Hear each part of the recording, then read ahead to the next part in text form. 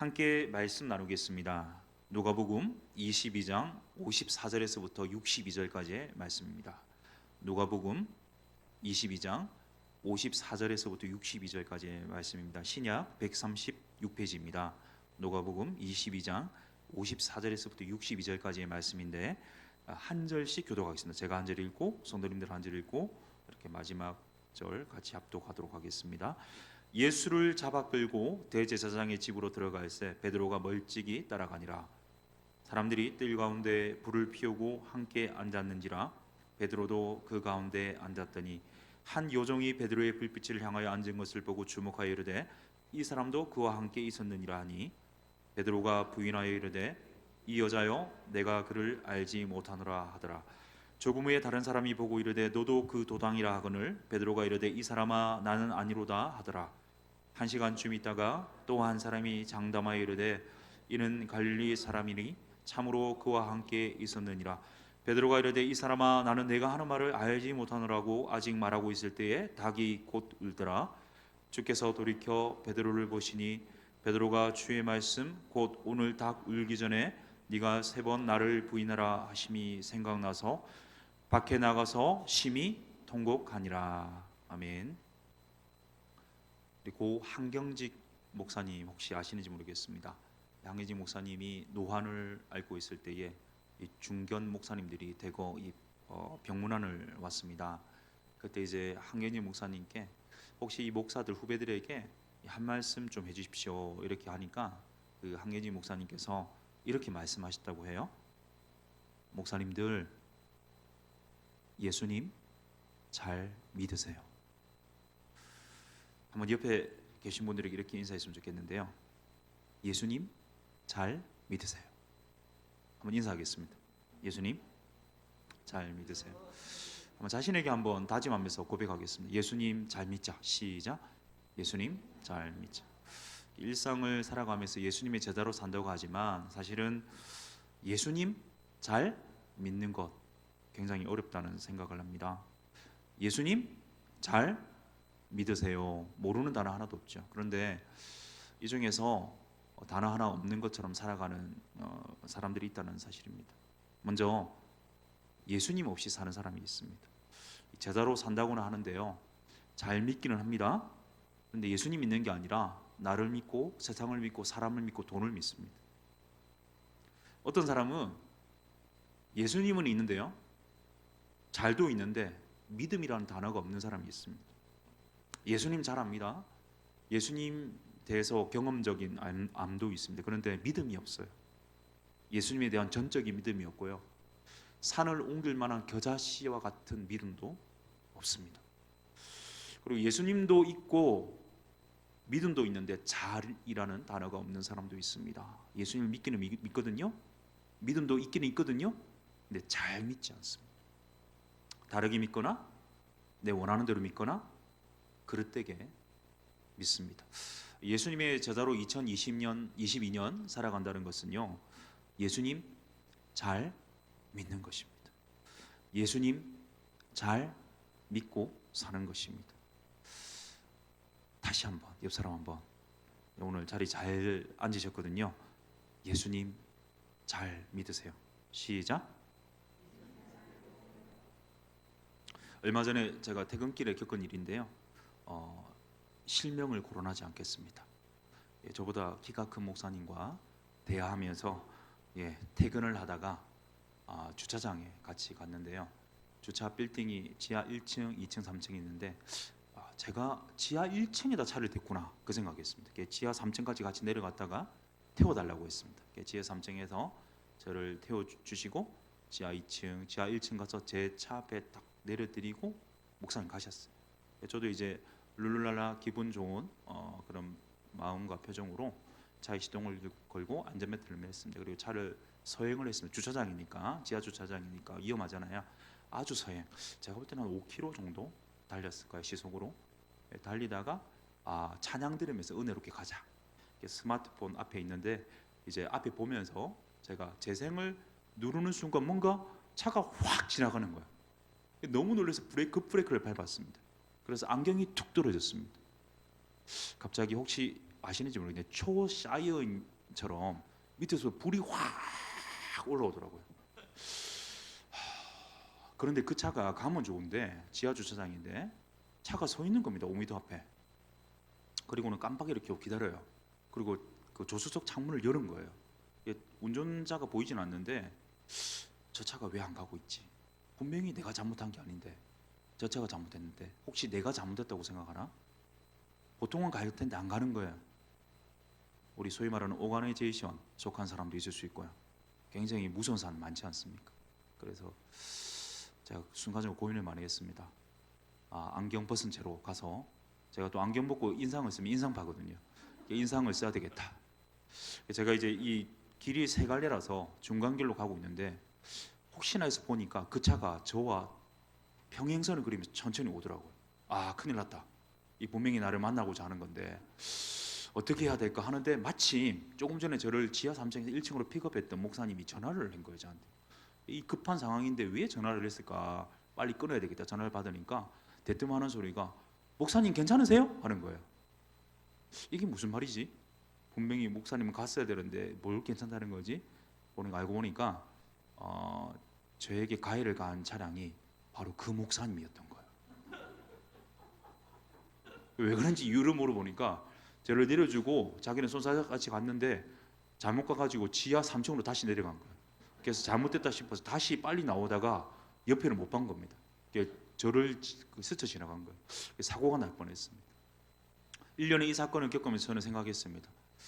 내가 입술로는 예수님 제자처럼 산다고 하지만 하늘로부터는 성령의 불을 받는 게 아니라 급하니까 안에서부터 불이 확 올라오는 것을 겪으면서 아직 멀었구나 이거 생각하게 되었습니다. 제가 이전에 그 선교단체에서 캠퍼스에서 우리 청년들 대상으로 7년간 사역을 하면서 제가 스텝으로 섬길 때 저를 부르는 호칭은요 이 간사님입니다. 그런데 청년들은 저에게 간사님이라고 하지 않고 간섭님이라고 불렀어요. 왜냐 매사에 간섭한다. 일일이 쫓아다니면서 간섭을 하니까 간섭님, 간섭님 이렇게 하더라고요. 사람들은요 관심 받고 싶지만 간섭받기는 싫습니다. 혹시 이 책 조금 오래된 책이긴 하지만 제가 한 번씩 꺼내 읽는 책인데 팬인가 제자인가 이 카일 아이들먼 목사님의 책인데요. 여기 이런 대목이 나옵니다. 이 한 목사님이 목회를 하고 있었어요. 근데 그 교회 대표 교정으로 한 성도의 메일이 날라왔습니다. 그 내용이 뭐냐면 내가 이 교회 등록 교인에서 등록 성도에서 이제 내 이름을 빼달라는 것이었습니다. 그래서 이제 그 대목에 뭐가 되어 있냐면 그 핵심은 왜 빼달라고 하냐면 목사님 설교가 마음에 들지 않습니다 이렇게 적혀있는 거예요. 목사님 큰 충격을 받았습니다. 그래서 그 성도에게 전화를 걸었습니다. 아니 왜 제가 전하는 설교가 마음에 들지 않아서 우리 교회를 떠나려고 합니까? 물었더니 하는 이야기가 목사님의 설교가 제 삶을 뒤흔든 것 같아서 마음에 들지 않았습니다. 목사님이 그 이야기 듣고 굉장히 안도했다고 합니다. 삶을 뒤흔든다는 뜻이 뭐냐면요 제가 설명해 드리겠습니다. 저 예수님 믿습니다. 열렬히 믿습니다. 그런데 조건이 있습니다. 제발 예수님 따르라는 말은 하지 마십시오. 자, 주일마다 교회 가겠습니다. 식사 때마다 기도하겠습니다. 하라고 하면 잘 때도 제가 기도할게요. 뒤에 주차 스티커도 붙일 수 있습니다. 우리 교회. 그런데 예수님 때문에 제 삶을 방해받고 싶지는 않습니다. 이 의미가 뭐냐면 내 삶을 뒤흔든다는 의미입니다. 무슨 말입니까? 예수님 믿기는 하지만 예수님 믿는다 고백은 하겠지만 내 삶을 불편하게 하는 분이 예수님이어서는 안 된다는 거죠. 예수님을 믿기는 하겠지만 내 삶을 간섭하지는 말라는 겁니다. 그런데 그 등록 교인에서 빼달라는 그 성도가 어디 그 미국에 있는 한 교회 성도이겠습니까? 멀리서 찾을 것이 아닌 것 같아요. 어쩌면 우리의 모습이 일면 반영된 것일 수도 있기 때문입니다. 예수님은 누가복음 5장에서요 밤새도록 고기 잡으려 했으나 소득 없던 베드로에게 4절에서 이렇게 말했습니다. 깊은 데로 가서 그물을 내려 고기를 잡으라. 이 베드로는 그 말씀에 어떤 편견도 없이 순종했거든요. 그래서 수많은 고기를 잡는데 누가복음 5장 8절에 베드로의 반응이 나옵니다. 뭐라고 하냐면 주여 나를 떠나소서 나는 죄인으로서이다. 회심하는 고백이죠. 예수님 당신이 그리스도이십니다. 주이십니다. 왕이십니다. 생명이십니다. 이런 회심에 고백합니다. 예수님 만난 거죠. 그런데 이 구원받은 이 베드로의 공로를 이 본문에서는 찾을 수가 없어요. 한번 생각해 보십시오. 여기서 이 교회에서 키 192 이상만 구원받는다 그러면 소수만 구원받을 겁니다. 체중이 60kg 이하만 구원받는다고 하면 저는 구원받을 수 없습니다.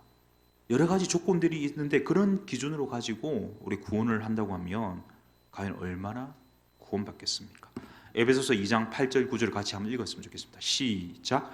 너희는 그 은혜에 의하여 믿음으로 말미암아 구원을 받았으니 이것은 너희에게서 난 것이 아니요 하나님의 선물이라. 행위에서 난 것이 아니니 이는 누구든지 자랑하지 못하게 함이라. 아멘. 우리가 구원받은 이유, 예수 그리스도의 십자가의 공로로 하나님의 은혜로 일방적인 선물로 우리가 구원받았다는 사실입니다. 아멘이십니까? 예, 은혜로 십자가의 공로로 값없이 구원받았습니다. 베드로가 그런 구원받았죠. 구원받은 베드로, 예수님 만난 베드로에게 예수님 뭐라고 말씀하시냐면 11절에 그 전에 나를 따르라 너로 사람 낚는 어부가 되게 하겠다. 그러니까 11절에 베드로가 반응을 하죠. 어떻게 반응하냐면 잘 보십시오. 그들이 배들을 육지에 대고 모든 것을 버려두고 예수를 따르니라. 그들 중에 베드로가 있었습니다. 베드로가 배를 육지에 대고 모든 것 버려두고 예수님 따랐다. 성경이 증언하고 있습니다. 그런데 오늘 우리가 읽은 본문에서 조금 전에 회심했던 이 베드로의 변화된 모습을 발견할 수 있어요. 지지난주에도 제가 한번 말씀드렸지만 우리 담임 목사님께서 제시하시는 비전 스테이트먼트, 우리 교회 비전 스테이트먼트는 영혼 구원하여 제사 삼는 것입니다. 그런데 영혼 구원하여 제사 삼기 위해서 선행되어야 될 조건이 있습니다. 그게 뭐냐면 먼저 내가 영혼 구원받을 뿐만 아니라 내가 예수님의 제자 되어야 된다는 사실입니다. 내가 구원받고 제자 되어야만 다른 이도 구원받도록 도울 수 있고 다른 이가 제자 되도록 도울 수 있다는 거죠. 이 밤 성도님 여러분에게 드리고 싶은 질문이 있습니다. 성도님 여러분들 예수님의 제자이십니까? 너무 답변을 안 하셔서 당황스럽네요. 예수님의 제자 아니십니까? 그러면 예수님의 제자이십니까? 예, 그러면 예수님의 제자로서 해야 될 것이 무엇일까요? 한번 생각해 보시면요, 우리의 믿음이 언제 증명되냐면 드러나냐면 적나라하게 실체가 드러나냐면 위기 때입니다. 위기 때. 그래서 이제 남자들은 군대 한번 가봐야 되고 여자들은 한번 아기 낳아봐야 믿음의 실체를 알 수 있다. 왜 그런가 하면 부모의 이 보금자리를 벗어나서 안정감을 벗어나서 이 고생하는 어려움이야말로 신앙의 진면목을 발견하는 타이밍이라는 것을 보여주고 있습니다. 지금 굉장히 어렵습니다. 코로나19 때문에 힘들기도 하고요. 저는 우리 성도님들 보면 참 대단하다는 생각 좀 많이 듭니다. 왜냐하면 이제 분당 우리 교회라는 굉장히 안정된 시스템 속에서 안정된 공간 속에서 신앙생활 하시다가 이제 익명성이 이제 보장되지 않는 곳입니다. 다 드러납니다. 누가 왔는지 다 보입니다. 이런 곳에서 시스템을 세워가야 될 뿐만 아니라 또 완전하게 세팅되지 않은 공간이지 않습니까? 여기서 신앙한다는 거 굉장히 어려운 일이죠. 그런데 이제 금요일이나 토요일 보면 다락방에 속한 이제 성도님들 오셔가지고 무릎 꿇고 걸레질하는 것을 봅니다. 청소하시고 쓰레기 줍고 그런 귀한 섬김 굉장히 아름답게 또 확인할 수 있는데 또 다음 세대를 위해서 한 주 내내 그 영혼을 위해서 기도하시고 또 말씀을 준비하시고 또 내 혼자 신앙생활 해도 되는데 다음 세대를 위해서 헌신하시는 그런 귀한 섬김을 보이는 선생님들도 여러 계십니다. 내 몸 하나만 잘 간수하는 신앙생활이 되어도 되는데 뭐 하나라도 쉽게 할 수 없는 신앙생활이 우리 더사랑교회에서의 신앙생활이죠. 그런데 이런 어려움에 직면할 때 어쩌면 우리 믿음의 실체가 드러날 수 있다는 사실입니다. 이 베드로 앞에 위기가 펼쳐지죠. 예수님이 체포돼서 끌려가십니다. 베드로는 굉장히 마음의 불안함과 두려움에 사로잡혀 있습니다. 이 두려움이 믿음보다 커지니까 실족하게 됩니다. 주님과 함께 옥에 가겠다, 죽는 데 가겠다 했던 이 베드로의 이 고백은 온데간데 없어졌습니다. 54절을 보시면요, 제가 읽습니다. 예수를 잡아 끌고 대제사장의 집으로 들어가서 베드로가 멀찍이 따라가니라 말씀합니다. 누가복음 5장에서 예수님을 인격적으로 따르겠다, 예수님이 나의 왕, 나의 그리스도이십니다 고백했던 모든 것 버려두고 따라갔던 제자되었던 이 베드로. 그런데 베드로는요, 따라가기는 따라가요. 근데 어떻게 따라갑니까? 54절 보니까 예수님을 베드로가 멀찍이 따라갔다. 예, 제자는요, 예수님과 가까이 있어야 됩니다. 멀찍이 있는 사람은요, 관계없는 사람이에요. 예수님과 동행하지만 멀찍이 따라가는 사람은요, 그리스도께 영향받지도 못하고 초점을 맞추지도 못합니다. 마음과 삶이 그리스도께 고동되지 않는 헌신은요, 약하죠. 다른 것에 마음 빼앗길 수밖에 없습니다. 예수님과 멀어지면요, 마음 멀어지는 거죠. 제가 대학 군대를 전역하고 학교를 복학했는데 교회를 갔더니 아뿔싸 제 마음을 다 빼앗는 여자 후배가 나타났습니다. 제게는 첫사랑인데, 요즘이야 이제 페이스톡도 있고 또 이제 페이스타임도 있고 많이 이제 얼굴도 볼 수 있는데, 그 당시에는 이제 스마트폰 자체가 없었습니다. 삐삐가 있었고 최신 트렌드가 뭐냐면 시티폰 아시죠? 시티폰 정말 좋은 시티폰인데 공중전화 필요 없지만 버스 타고 이동하면 끊기는 게 일수였던 시티폰. 그래서 어떻게 하냐면 이제 졸업을 하고 후배가 고향으로 갔어요. 그래서 제가 주말마다, 주일은 이제 교회 생겨야 되니까 금요일날 수업을 마치고 이제 토요일날 가죠. 토요일날 아침 일찍 갑니다. 어디로 가냐면 여자 후배의 고향으로 갑니다. 그래서 하루 종일 이제 데이트하고 밤차로 올라오고 이런 시간을 계속해서 했습니다. 그런데 중간고사, 기말고사 이럴 때 되면 또 어떻게 될까요? 또 공부를 해야 되니까 못 가게 됩니다. 그리고 또 무슨 사정이 있어서 못 가게 됩니다. 또 뭐 리더를 맡고 이런다고 또 MT를 가야 되고 뭘 가야 되니까 또 못 가게 됩니다. 어떻게 될까요? out of sight, out of mind. 자연적으로 이렇게 멀어지더라고요. 예수님께 시선을 고정하지 않으면 어떻게 될까요? 예수님을 앙망하지 않으면 어떻게 될까요? 예수님께 마음을 뺏기지 않으면 필시 다른 것에 마음 뺏기죠. 세상이 마음 뺏기고, 리서트 포스터가 말한 것처럼 돈이나 섹스나 권력이나 이런 세상적인 것에 마음을 빼앗길 수밖에 없습니다. 이 베드로가 이 앞문맥인 50절에서 어떻게 했었냐면 대제사장의 종 말구의 길을 칼로 베었던 행동파였거든요. 그런데 이 조롱과 비웃음과 능욕과 핍박이라는 이 따돌림과 추방에 대한 두려움 때문에 예수님을 어떻게 따르냐면 멀찍이 먼 발치에서 따라가고 있습니다. 지난주에 한국 국가대표팀과 이제 브라질 국가대표 경기 혹시 보셨는지 모르겠습니다. 코로나19 아직 끝나지도 않았는데 상암 월드컵 경기장에서 64,872명이 운집해서 이 경기를 치렀는데요. 이번에 브라질 스타였던, 물론 손흥민도 굉장히 유명하지만 이 네이마르라는 선수, 이 앞에 있는 선수가 굉장히 인기를 많이 얻었습니다. 정말 모든 사람들이 네이마르를 환호하고 추앙하고 기쁨의 시간을 보냈는데, 그 팬 관중들에게 네이마르에게 모든 전 재산을 걸고 네이마르를 평생 따라다니라 하면 아무도 따르지 않을 겁니다. 왜냐하면 그들은 제자가 아니라 팬이기 때문이죠. 요한복음 6장에 이런 내용이 나와요. 예수님의 메시지를 들으려고 사람들이 인산인해를 이루는데 최소 5천 명이 넘는 사람들이었어요.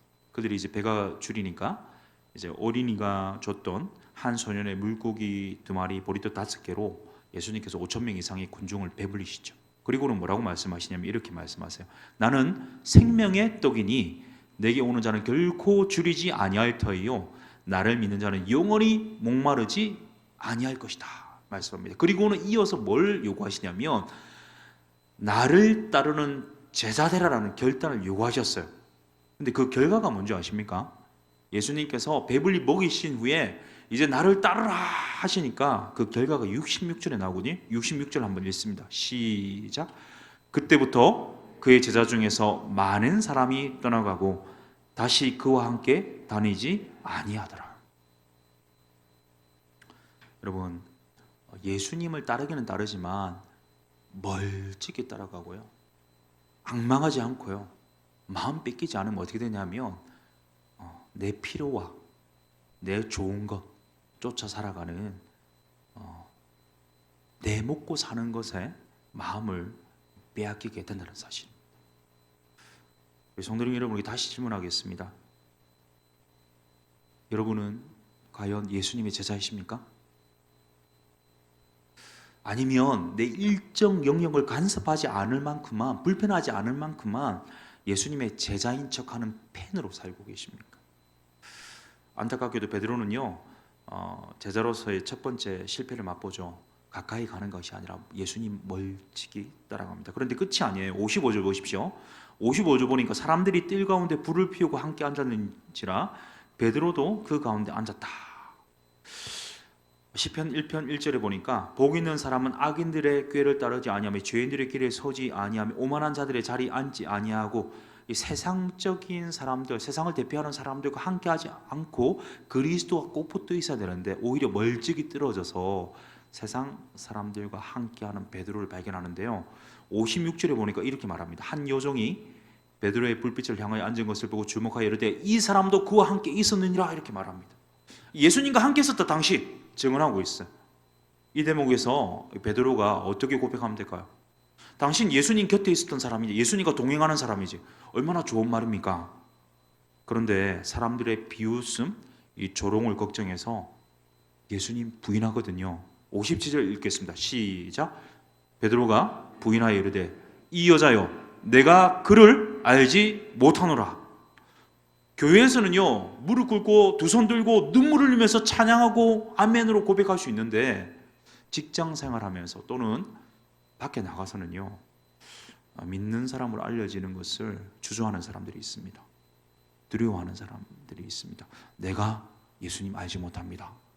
마치 그리스도 모르는 것처럼 행동합니다. 제가 이전 교회에서 이제 교구사에 갈 때에 신방을 갔습니다. 한 집사님이 이제 이직을 하게 됐거든요. 이직을 한 지 한 6개월이 됐다고 하시더라고요. 근데 이직을 한 이제 회사가 차로 3시간 거리입니다. 왕복 3시간인데 굉장히 좀 멀잖아요. 그리고 러시아어 걸리면 더 먼데 이분이 한번 결단을 했대요. 내가 이직을 하면서 내가 그리스도인답게 살아보겠다. 어떻게 하냐면 회사가 좀 큰 회사인데도 자기가 제일 먼저 갑니다. 그래서 사무실 문을 열고 청소를 하고 앉아 있는 거예요. 그리고는 제일 늦게 퇴근합니다. 그런 생활을 수개월을 했다고 합니다. 그런데 참 놀라운 게요, 특별한 일을 하지 않았대요. 그것만 했대요. 그것만 하고 이제 계속해서 성실하게 자신의 어떤 사역을 하니까, 일을 하니까 수개월이 지난 후에 직장 동료들이 한 명씩 찾아오더니 그 집사님이 커밍아웃을 하는 거예요. 어떻게 말하냐면, 내가 지켜보니까 나도 사실 교회 다니는데 당신이 진짜 예수쟁이다. 당신 진짜 크리스찬이다. 당신 정말 나를 위해서 기도해 주시면 좋겠다. 상담하고 기도 부탁하고 이렇게 고백을 하더라는 겁니다. 마태복음 10장 33절 이렇게 말씀합니다. 누구든지 사람 앞에서 나를 부인하면 나도 하늘에 계신 내 아버지 앞에서 그를 부인하리라. 우리 성도님 여러분, 가정에서 혹은 사람들과의 만남 속에서 또는 직장에서 또는 캠퍼스에서 예수님의 제자이십니까? 여러분의 정체를 숨기고 있으십니까? 아니면 내가 예수 믿는 거 모두가 알고 있습니까? 누구든지 사람 앞에서 우리 주님이 시인하실 수 있기를 바랍니다. 이 베드로의 실패가요 여전히 계속됩니다. 58절을 보십시오. 다른 사람이 뭐라고 하냐면 너도 그 도당이라 이렇게 말하니까 베드로가 뭐라고 하냐면 이 사람아 나는 아니로다.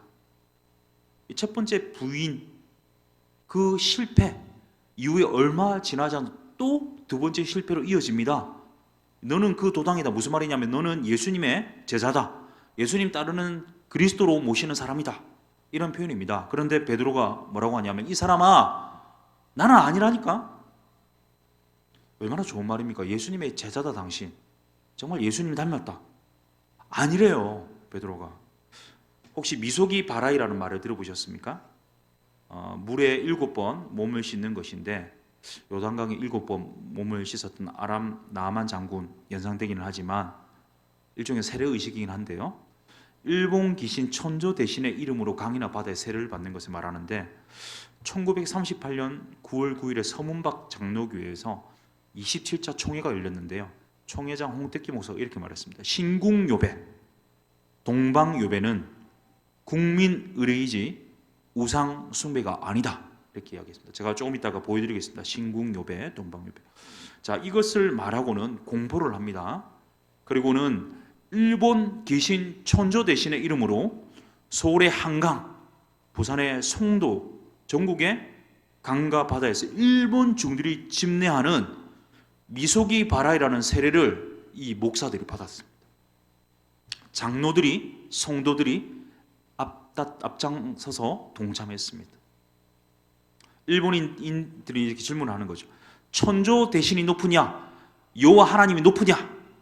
그때 뭐라고 하냐면 천조 대신이 더 높습니다.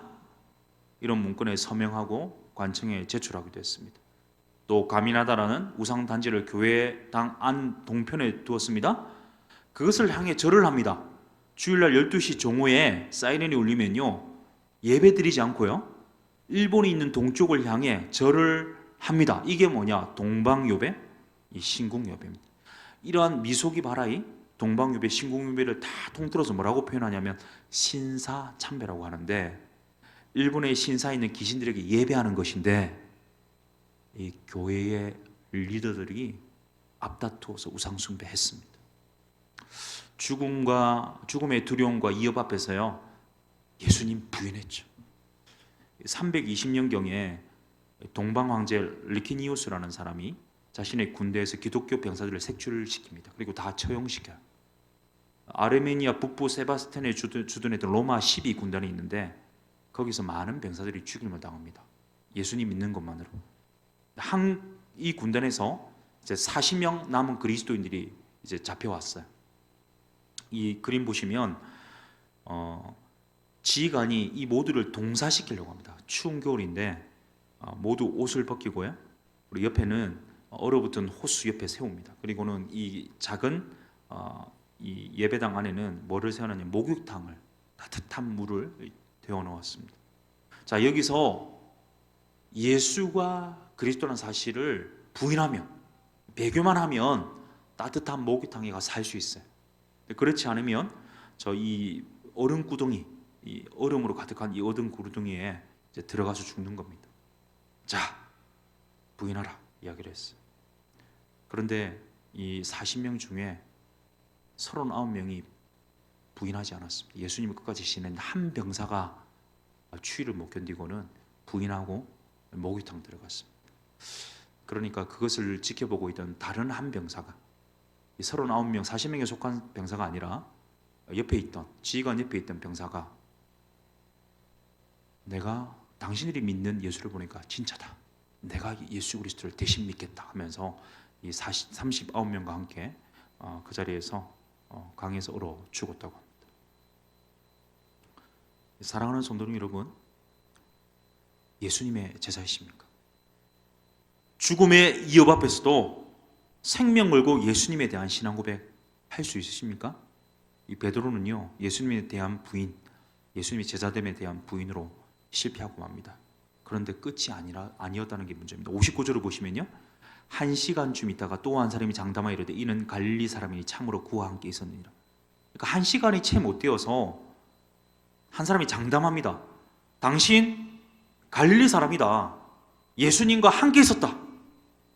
그런데 그 증언한 사람을 사도 요한은 뭐라고 표현하냐면, 예수님의 체포 때 베드로가 길을 벤 말고의 친척이 그 말을 했다, 이렇게 표현합니다. 이 베드로가 예수님의 일행이라는 것을 확신할 수밖에 없는 이 증언이죠. 그런데 베드로는 부인하죠. 자, 잘 생각해 보십시오. 당신 예수님과 동행하는 사람이다. 당신 보니까 예수님의 제자구나. 당신 정말 예수님을 닮았어요. 예수님과 함께하는 사람이네요. 믿지 않는 사람들이 그런 말을 할 때 어떻습니까? 감동되지 않습니까? 도전되지 않습니까? 정말 내가 예수님의 제자구나 감사해야 될 텐데 베드로는요 부인하고 부정합니다. 60절을 보니까 자신을 부정해요. 한번 읽겠습니다. 시작. 베드로가 이르되 이 사람아 나는 네가 하는 말을 알지 못하노라. 아직 말하고 있을 때 닭이 곧 울더라. 이 사람아 무슨 말을 하나 말이 안 되는 소리다. 자신을 부정하는데 여기서 부인은요 이 원어로 에르네사토입니다. 초대교회에서 하나님과 그리스도를 배반하는 변절자들에게 쓰인 단어가 바로 이 에르네사토입니다. 그러니까 지금 베드로는요 배교하고 변절한 겁니다. 베드로의 부인의 모습을 보면서 여러분 혹시 어떤 생각 드십니까? 죽기까지 따르겠습니다. 오기까지 가겠습니다 했던 베드로. 그 베드로가 죽음의 위협 앞에 초라한 인생, 배반하는 연약한 인생, 믿음 없는 이 죄인의 모습 연상되지 않으십니까? 그런데 저는 이 말씀을 묵상하면서 제 자신이 오그레 되더라고요. 제 일상 살아가면서 의식적으로나 또는 여러 가지 상황에서 이제 거짓말을 하면요, 그 사람은 문제 있는 사람이죠. 그런데 전혀 의도하지 않았어요. 그리고 생각하지도 않고 있었습니다. 근데 갑자기 위기 상황에서 모면하려고 생각지도 않았던 이 거짓말을 하는 경우가 있었다는 사실입니다. 옳은 일이 아니죠. 죄의 경중 근데 딸이 따질 수 없지 않습니까? 이불로 거짓말하는 것 마귀 자식이죠. 그런데 전혀 생각지도 못한 타이밍에 이미지 메이킹 하려고, 위기 모면하려고 거짓말했던 내 모습이 오버랩됐습니다. 그런데 그런 위기 모면의 거짓말이 상황을 벗어나게 할 것 같지만 그렇지 않습니다. 왜 그렇습니까? 하나님이 보고 계시죠. 내 양심이 증언하죠. 그리고 결국에는 다른 사람들에게 사실이 다 드러납니다. 드러나지 않더라도 사람들이 알고 눈치채죠. 실수하지 않는 인생 없지 않습니까? 그런데 일부러 위기 모면식의 거짓말을 하고 있다면 그것이 그 사람의 신앙 수준이고 현실입니다. 저는 목사거든요. 범법행위 한 적이 없습니다. 지금껏 살면서 범생이라는 소리 많이 듣고 살았습니다. 나쁜 짓, 그 흔히 하는 청소년기에 나쁜 일탈도 하지 않았습니다. 치명적인 죄악 절대 하지 않았어요. 겉으로 굉장히 고결하고 거룩한 척했습니다. 그런데 저도 모르게 임기응변식에 거짓말 한 적이 있었으면 솔직하게 고백합니다. 그게 저의 신앙 수준이에요. 저의 품성의 수준입니다. 의식적인 부분뿐만 아니라 무의식적인 부분에조차도 거룩해야 되는데 그렇지 못한 제 모습 발견하게 되었습니다. 사랑하는 성도 여러분 어떻습니까? 여러분은 어떻습니까? 베드로의 부인 사건 때문에 베드로 비난하실 분이 있으십니까? 베드로에게 돌을 던질 만한 거룩한 삶을 살고 있으십니까? 아니면 나도 모르게 전혀 의도하지 않았지만 무의식적으로 혹시 죄인 되고 있는 것은 아닙니까? 그런데 여러분 오늘 말씀 묵상하다 보니까요 정말 제가 정말 죄인이라는 것을 깨닫겠는데 그래도 그냥 두지 않고 소망되는 말씀이 있더라고요. 저도 살고 베드로도 살고 여러분도 살게 하는 소망의 말씀이 나옵니다. 61절과 62절입니다. 한번 읽습니다. 시작. 주께서 돌이켜 베드로를 보시니 베드로가 주의 말씀 곧 오늘 닭 울기 전에 네가 3번 나를 부인하리라 하심이 생각나서 밖에 나가서 심히 통곡하니라. 아멘. 나의 실패에도 불구하고 우리의 실패에도 불구하고 우리를 붙드시고 우리를 회복의 길로 인도하시는 하나님의 방법을 지시하는데 우리가 제자 되기 위해 반드시 해야 할 일이기도 합니다. 그것이 무엇인지 아십니까? 바로 회개입니다. 이 회개를 4단계로 제시하고 있는데 61절에 보니까 주의 말씀을 기억하게 하십니다. 주께서 돌이켜 베드로를 보시니 베드로가 주의 말씀 곧 오늘 닭 울기 전에 네가 세 번 나를 부인하리라 하심이 생각나서 주님의 말씀만이 죄가 죄인 것을, 내가 죄인인 것을 깨닫게 합니다. 생각나게 합니다. 다음으로 어디로 가야 되냐면 나가야 돼요. 어디로? 하나님 앞에 나가야 됩니다. 62절을 보니까 밖에 나가서 마지막 단계는 뭡니까? 심히 통곡해야 합니다. 통회하는 슬픔으로 자복하는 겁니다. 시편 34편 18절 여호와는 마음이 상한 자를 가까이 하시고 충심으로 통회하는 자를 구원하시는도다. 요한일서 1장 9절 만일 우리가 우리 죄를 자백하면 그는 미쁘시고 의로우사 우리 죄를 사하시며 우리를 모든 불의에서 깨끗하게 하실 것이요. 아멘. 회개의 가장 빠른 시간은요 바로 지금입니다. 예수님 제대로 따르기까지 3년 반 걸렸는데 예수님 3번 부인하기까지 불과 3시간도 걸리지 않았던 베드로를 생각해 보십시오. 우리가 자랑해서 안 될 게 뭔지 아십니까? 건강 자랑, 운전 자랑, 그리고 신앙 자랑이에요. 어제까지 3층 천 경험하고 벼랑산 올랐다가 오늘 3번 부인하는 것이 우리 믿음일 수 있다는 사실입니다. 그래서 우리의 태도와 자세, 주님 앞에서 우리가 취해야 할 태도와 자세는 뭐냐? 첫째도 둘째도 셋째도 겸손입니다. 하나님 앞에서, 하나님 말씀 앞에서 통회하는 심령으로 날마다 서는 것만이 우리로 예수님의 제자로 살아가게 하는 접경입니다. 사도 바울의 고백을 기억해 하시길 바랍니다. 나에게 이르시기를 내 은혜가 내게 족하도다. 이는 내 능력이 약한 데서 온전하여 짐이라 하신지라. 그러므로 도리어 크게 기뻐함으로 나의 여러 약한 것들에 대하여 자랑하리니 이는 그리스도의 능력이 내게 머물게 하려 함이라. 그러므로 내가 그리스도를 위하여 약한 것들과 능욕과 궁핍과 박해와 공고를 기뻐하노니 이는 내가 약한 그때에 강함이라. 아멘.